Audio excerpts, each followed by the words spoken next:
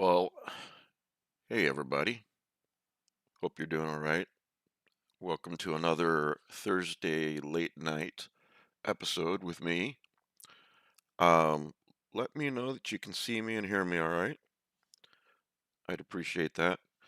And if you can see me, I'm sorry. I look rough.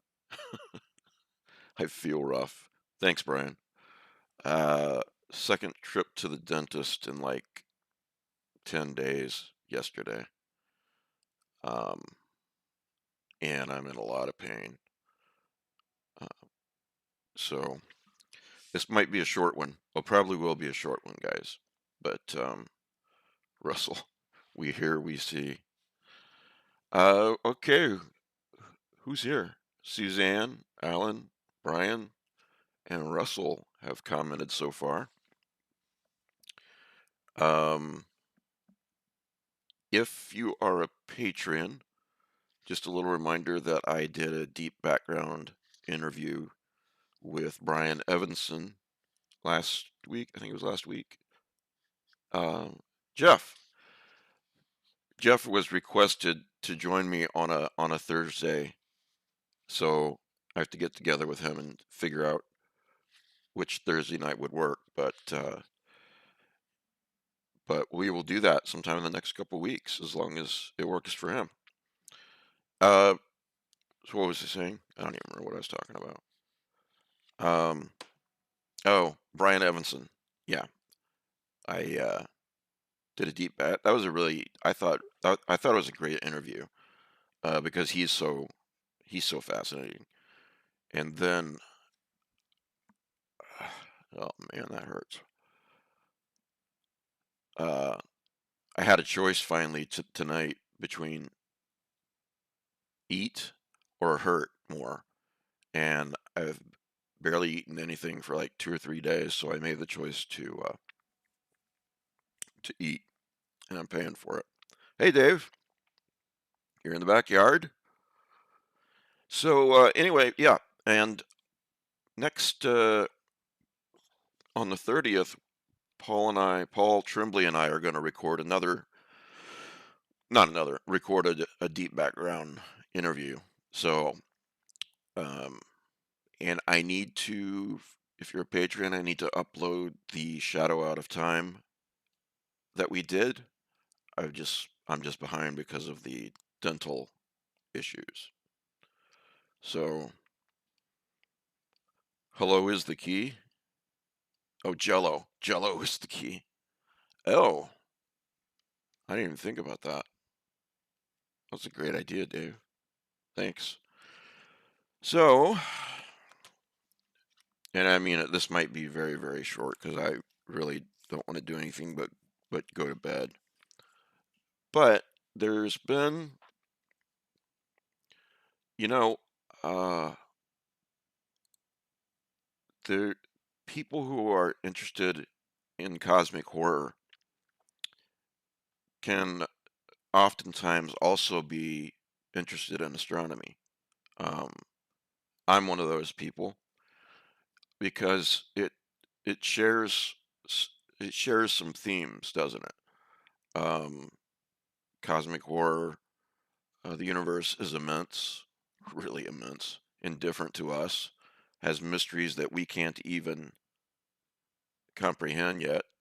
Uh, a new kind of star was discovered the other day, and I don't have that in front of me, but that's just one example. And this star, it's not a pulsar, but what was it? Every 44 minutes it blinks, it emits light. So I'm going to follow that. Um, but I'm curious as to how many of you guys are interested in astronomy. There's something that happened 3 days ago that's really, really awesome if you're an astronomy nerd like me. Um, a brand new telescope went live, so to speak, in Chile, in the mountains of Chile, 3 days ago. And It's got the hugest, the big, the biggest digital camera ever built. It's the size of a car. In other words, this is a really great new telescope, and it's going to help us paint a picture of the universe that we don't know about yet. But here's a headline for you from Live Science. Staggering first images from the Vera C. Rubin Observatory shows 10 million galaxies, and billions more are on the way. Um, Let me put this into perspective. It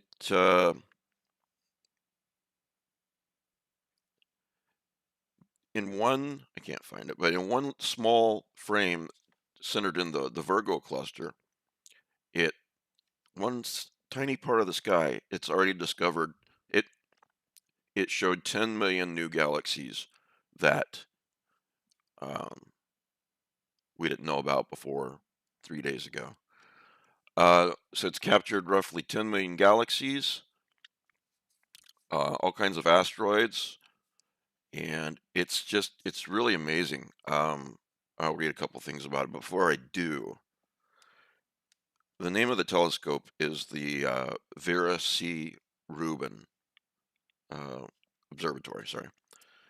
Um, Vera C. Rubin was born in 1928, and she wanted to be an astronomer. Kept getting told that astronomy is not for girls, but she didn't listen, and she persevered. One of the things, turn my hair up. One of the things that uh, she's been called the mother of dark matter. She posited that there was something unknown out there in the universe that was affecting things gravitationally, if gravitationally is a word. And so she didn't listen, and she tried to get into Princeton, if memory serves, and they wouldn't let her in just strictly based on her gender.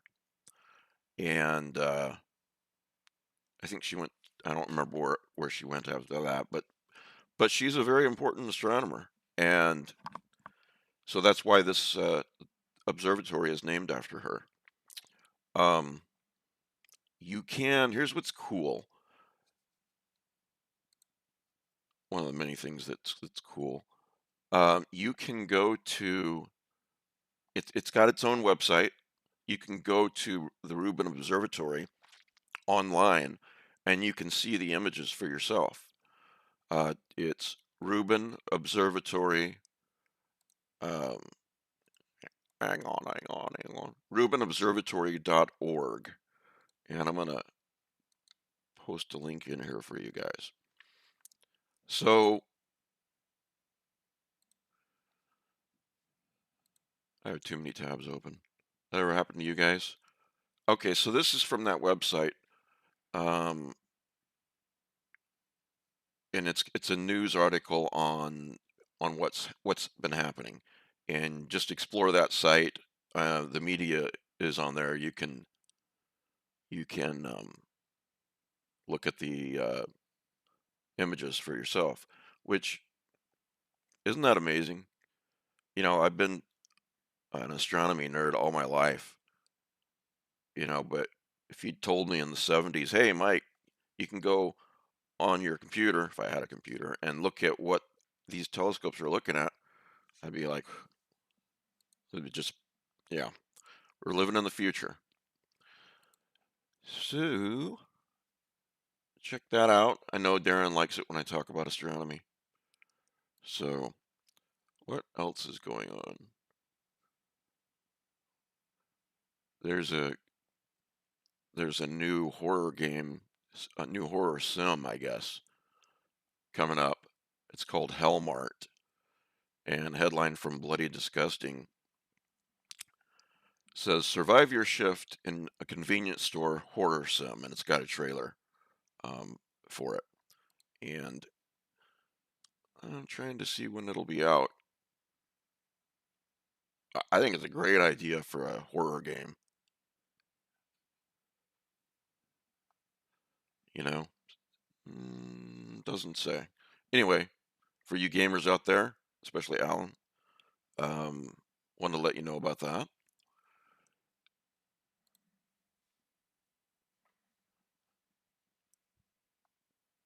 And maybe nobody here is interested in this except for me, but I'm going to say it anyway. Uh, Sarah Michelle Gellar says the Buffy reboot will balance new and legacy storylines. So, in other words, it's not just going to be about, presumably, not just going to be about Buffy appearing for 2 minutes an episode and the rest of the time she's not on. I think I think they're listening to the viewing public who did not want that, and I do not know what she means when she says, "My dream is to bring back everyone who has died." Um, so we'll see. Um, any Buffy nerds here but me? I know you've seen it, Alan.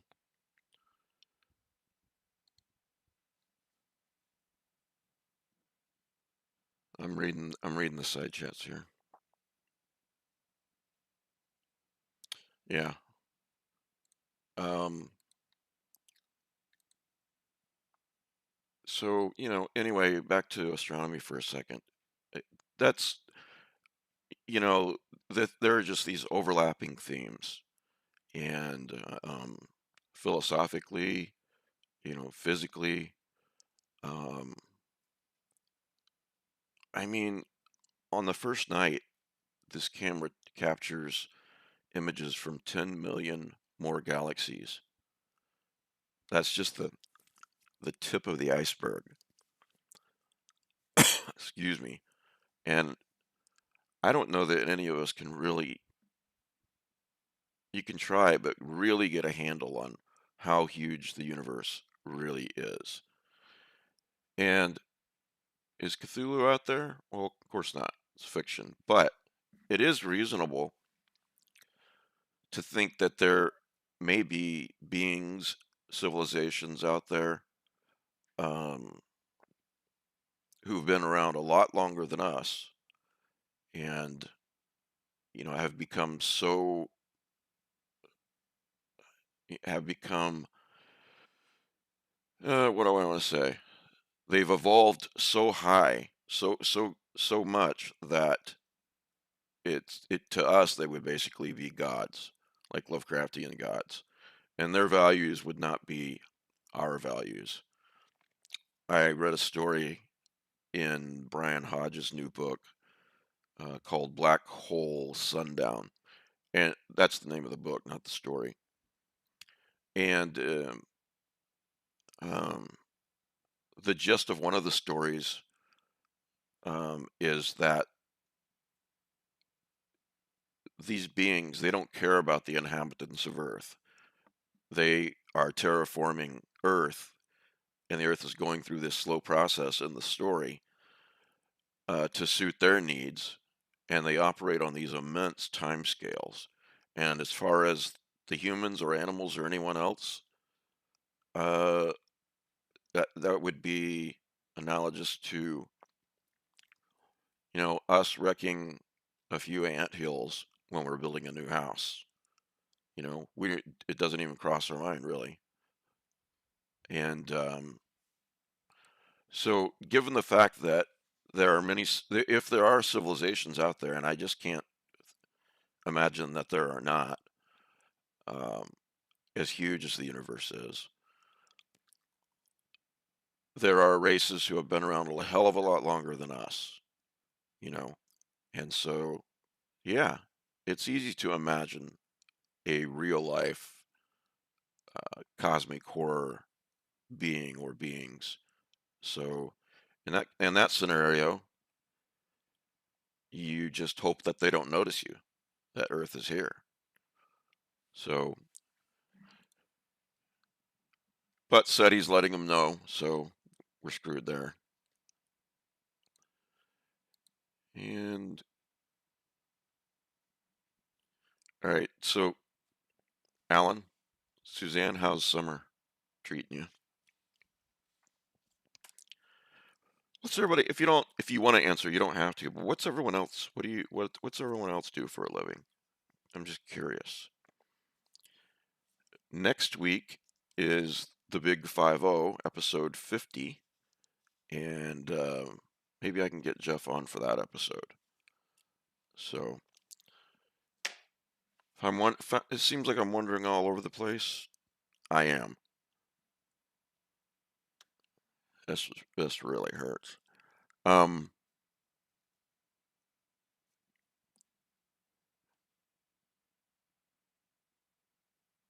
I was reading about dark matter before I came on. It takes up about 27% of the universe. And I did some research online, posited this question. If dark matter is matter, if you were flying a hypothetical spaceship, would you crash into the dark matter? And the answer is no, you wouldn't. Um, it's really, I won't even attempt to summarize why not. But it's just, there's endlessly interesting things. So I hope you guys check out the Vera Rubin Observatory website. And let's see, what else do we got going on here?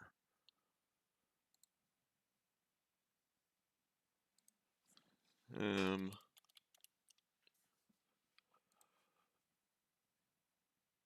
I really hope no one's watching tonight for the first time because I'm usually on the ball more than this.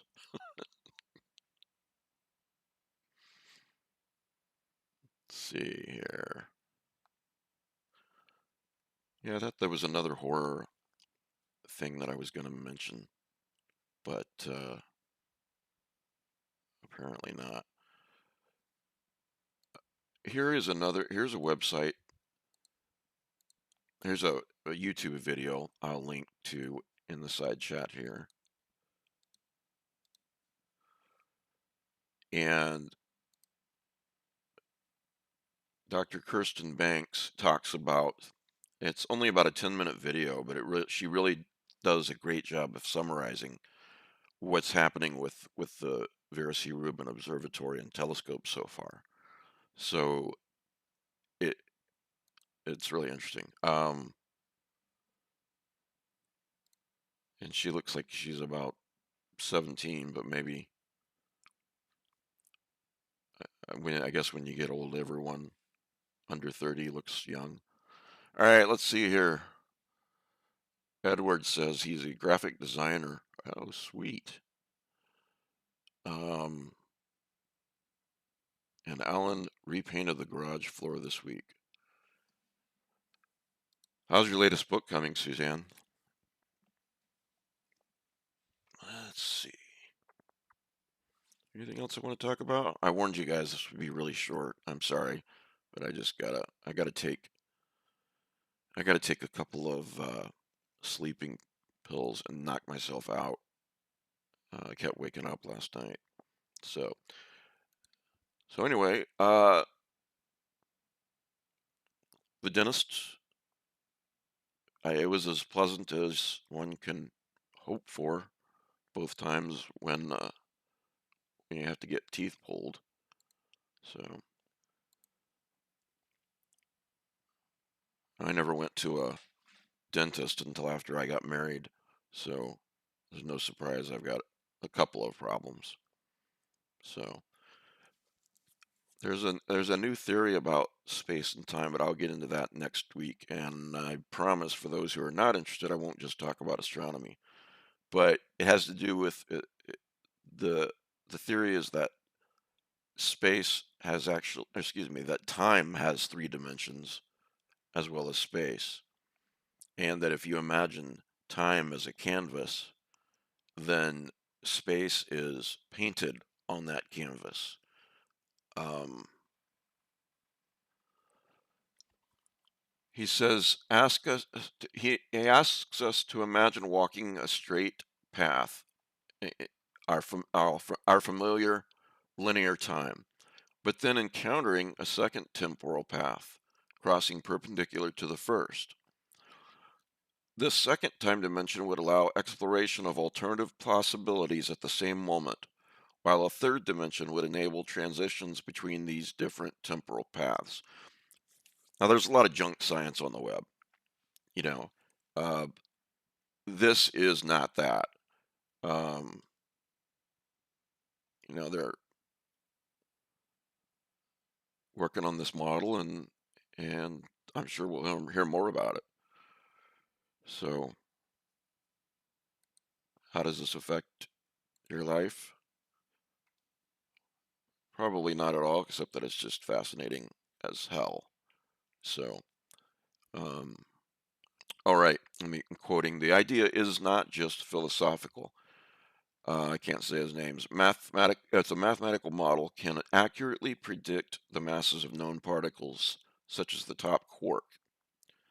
Um, I guess we're getting closer and closer to a theory of everything. Um, I hope. Um, Alan says reading about cosmic structures and their size is a shock. Yeah. Edward says, "What's everybody reading?" I'm reading "The Man Made of Smoke" by Alex North. This guy wrote a book. He's written several books. I'm enjoying this so far. It's called "The Man Made of Smoke." But if you're not familiar with him, start with a book called "The Shadows." It's really, really creepy, especially on when you're listening on audio at 2 in the morning. So yeah, Alex North, Shadows. Um, Russell's reading Bombay Lovecraft Society, The New Gods. Oh, Punktown. Punktown. Why would you do that?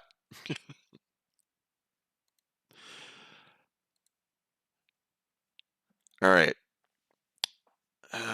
Alan says I picked up Brian Greene's Ghoul in my local used bookstore. Yeah, I've read like 2 Brian Keene books.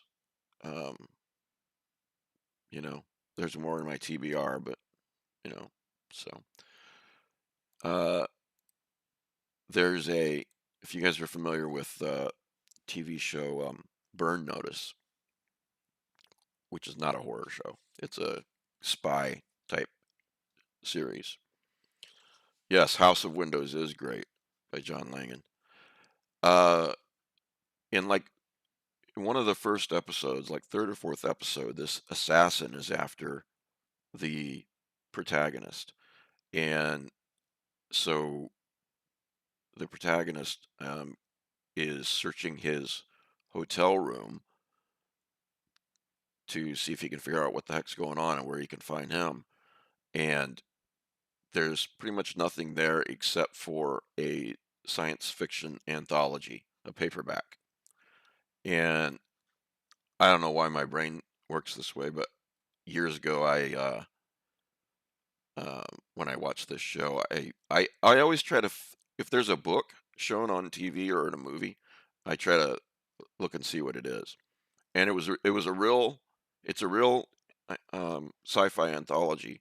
And one of the writers who contributed to that anthology, I don't remember the name, is none other than Jeffrey Thomas. So pretty cool, Jeff. Reading Fondly's A Jade Legacy and Matthew Bartlett's. Okay. The Liminal Zone 2. Okay. What's Jade Legacy about? I guess I can look for myself. Um, but anyway, so here's what we're gonna do. Um, I'm sorry that I'm cutting it off short today, but I just have to. I need to go to bed. But I wanted to at least show up for a few minutes for you guys. Next Thursday will be more entertaining, and it's next Thursday is the 50th episode of this particular series. So that's pretty cool. Um, Oh, thanks, Madeline. A fantasy gangster saga set in a fictitious Asian-inspired country. Yeah, that does sound right up your alley, man. So anyway, everyone, thanks for watching and listening. Sorry it's short, and we will definitely see you on Sunday, okay? So hope you have a good night.